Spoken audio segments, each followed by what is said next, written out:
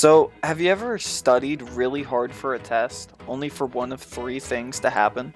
A. The test has none of the questions, nor shows any relativity to the content that you've been studying.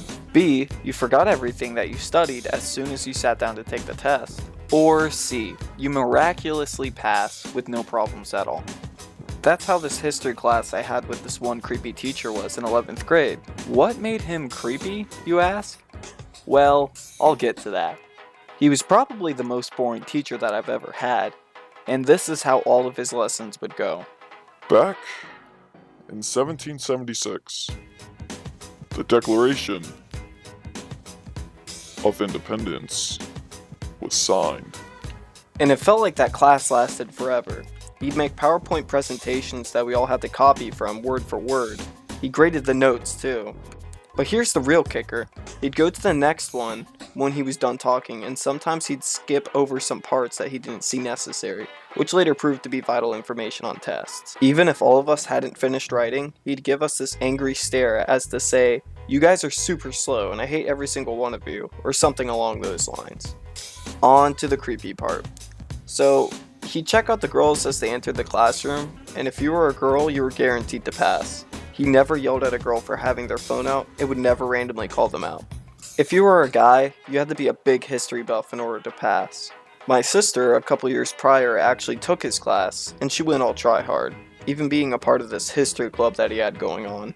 There weren't that many members. Sure, you got extra credit, but I never wanted to participate in his boring history stuff. So one day he invited the history club to the movies to watch some history documentary. My sister went, and there he was, all alone. She asked where everyone else was, and conveniently for him, they didn't show up. My sister decided against watching the documentary with, let's call him Mr. Creep, and she went back home. Smart move. She later found out that he hadn't told any of the other history club members about the movie Extra Credit but her. But that's not my story to tell. Let me dive into my grudge against him, because you know me, all about them grudges. So one time he gave us a study guide, and I didn't want to fail. My grade in that class was a strong C. One wrong move, and it could drop down to a negative 18% because high school logic. Anyways, I made flashcards of all the questions, and with all of my free time I studied. Bam! Guaranteed A. I memorized them so well that I could state the answer just by hearing the first three words. After a hardcore study session, the weekend was over, and Mr. Creep was like, Okay, class, today we're going to be doing a study guide question game. There were so many groans as to be expected, but I straightened my posture like the good student that I am and smiled brightly. The prize? A big bowl of candy. Whoever got the most right would win the bowl. So he asked a question, I immediately raised my hand, and he picked me. Correct. Booyah! Another one. Correct. Another one. Correct.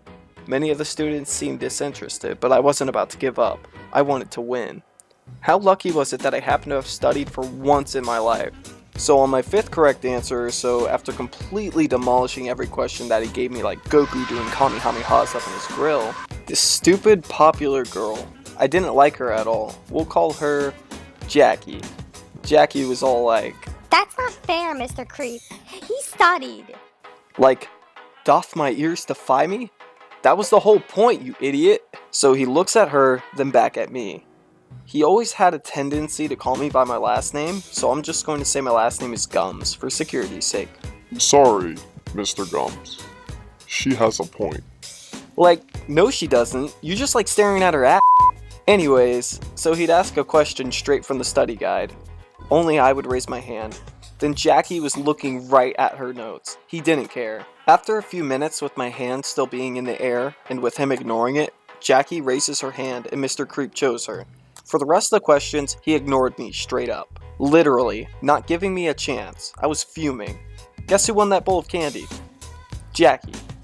Jackie then passed by my desk at the end of class as I was packing up, and she dumped the bowl of candy right into her bag right in front of me, going, "Better luck next time, Birdman." Oh yeah, she started a mean nickname for me in the 9th grade that stuck and got kind of popular. Anyways, my 12th grade year, I no longer had that teacher, but there was a rumor that Mr. Creep put his hand on a girl's thigh, and after that rumor went around, he stopped showing up halfway through the year and got a permanent sub.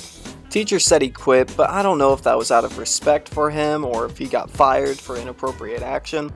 Regardless, I still hold a grudge against Jackie. Oh, I forgot to mention, when the actual test came, it contained nothing of what I studied and I got a D on it. So, yep.